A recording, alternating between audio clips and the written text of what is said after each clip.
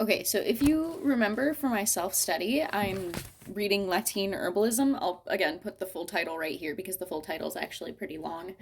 And I'm going over my notes with you. So I want to actually real quick, I don't want to like first of all, notes are not meant to be word for word what the book is anyways. So first of all, that's not what notes are. But I am going out of my way to intentionally exclude things because I want you to go read this book. I don't want you to, use me as like the resource for this book, especially since I am not associated with the cultures the book is talking about. I want you to go read this book. I'm just showing you a little bit of how I take notes, what I think is interesting, and also I'm looking to get a little bit of feedback to see, there are some things that I don't understand, or to, fact check this or that, make sure that I am thinking correctly. So there are going to be things that I intentionally leave out so that I'm not just like spoiling the whole book. Please go read it for yourself. Now that that's settled, I left off talking about all the systems of the body and the organs and all that sort of shit. Ooh, oopsies. The next chapter was about the vibrational body. And so she talks about how different spiritualities and cultures and religions over time have tried to contextualize this in different ways. She talks about how her culture contextualizes it. But it's the energy of the body, the human energy field. She also called it the aura, the spirit, the prana in it's called the prana in Indo-Asia. It's called the qi in traditional Chinese medicine. There were a lot of different names, and she listed a lot of different cultures. She says that interaction with this energy field requires a certain level of perception, and I think in that case, therefore, belief. And the goal of seeing this and reading it is to bring this energy field into alignment of what it's actually supposed to be. And if you guys follow at Feral Rock Fairy on here, she's been talking about crystals and metals and how they vibrate and how, like, the science of why crystals work. So I find that very interesting, and like I'm just connecting those dots in my head. Something that I've been thinking about while reading this book has been the videos I've been watching from the Feral Rock Fairy. So it's been kind of good to like watch those videos and read this book.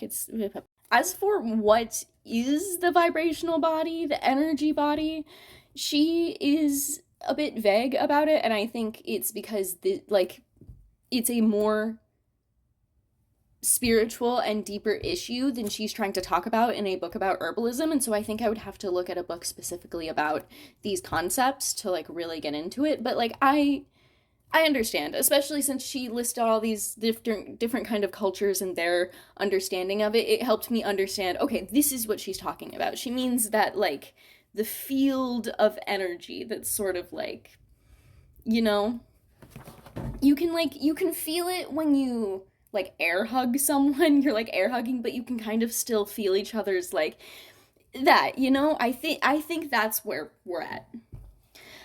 So the next thing was apothecary basics. That was the next chapter. She talked about, okay, so definitions. Herbolaria. Oh my god, Herbolaria. School of Botanics refers to both herbal preparations and the prepper. So she gave the example of an apothecary. An apothecary can refer to both the physical place of the apothecary and the preparations of those things, and also the person who makes the apothecary stuff, right? So in Spanish, herbolaria.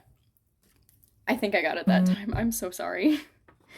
Some people use intuition, some people use a more strict recipes. She says that both are valid, but that she feels that to get more accurate results, you should use a recipe, which I get, but I've definitely done some things that I'm just like, this just feels like the right thing to do, and it's, like she said, both things are valid. Next, she goes into how preparation for this kind of thing happens in 3 steps, and she talks about the 3 steps: picking the structure of the plant, picking the manner of application and selecting the type of preparation to use. I'm gonna omit the details on this and let you read this book for yourself. Like I said, I'm reading this free from my library. And I'm sure there are other accessible ways that you can get your hands on this book. I just don't feel comfortable, exposing, I don't feel comfortable basically verbatim reading the book to you. And this is different than when I read The Giver because it's a different kind of education. I feel qualified to teach something like The Giver. I do not feel qualified to teach something like herbalism. I don't know. I feel like I'm digging myself into a hole. I'm doing my best. Okay, I'm just learning. We're in school right now. So the next section was on equipment. She says, though the things are similar, the equipment is similar to a lot of stuff in cooking, that it's kind of best to keep things apart, and I agree with that. You're not going to want everything in your medicine that you have in your food, and you're not going to want everything that you have in your food in your medicine. So I personally will probably go as far as to wanting to have an entirely different space. But, well, actually, now that I'm thinking through that logistically, I don't know that that is possible. Ideally, it would be nice. Anyways, suggested to use glass and stainless steel for sanitary reasons, which makes sense to me. She talks about cotton, muslin, or cheesecloths for different purposes. She talks about a double boiler, but this is something that you can really easily DIY.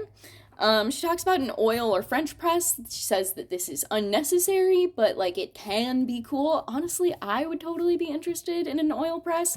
If you guys were around for when I made avocado oil, doing it by hand was... I'm never doing it by hand again. It was interesting to do, and it helped me learn a lot about oil and avocados, but I'm never doing that again. It was so much fucking work for so little result, so I would definitely be interested in an oil press, and things like funnel, a heat source. She recommends a hot water kettle, things like measuring cups, spoons, mortar, pestle, pots, all that good stuff. Materials, which is different from equipment. Alcohol. She lists different kinds of alcohol, distilled alcohol,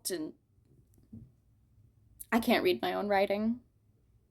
Denathered alcohol. I'm gonna have to look that up and make sure I wrote that right. Isopropyl alcohol, and then different drinking alcohols. Once again, at Feral Rock Fairy, yes, that's the was talking about how glycerin, I think, is a good substitution for alcohol in these cases, which I was really grateful for because not everybody wants to drink alcohol for all of the reasons. And then, different botanical herbs and gardens, different botanics and herbs, which makes sense, we're doing herbalism. And carrier oils. These oils, this is another definition, I guess, sorry. These notes I wrote a few days ago, and I don't have the book in front of me, so I'm literally just going off of the way I write notes, which is not always useful, and my memory. This is a definition. Carrier oils. Carrier oils carry the therapeutic properties of the botanicals. So that is what I have. I'm gonna lock in and read another chapter, maybe a few other chapters, I don't know. But yeah, it's going well so far. I've clearly been taking notes, and I'm learning a lot. I'm learning a lot, and I am excited to dive deeper into herbalism. I tried to read a book about plants yesterday, but it ended up being a kid's book, and listen, I'm not above reading a kid's book. Oh shit, I'm about to end time, so never mind. I'll talk about kids' books another time. Goodbye.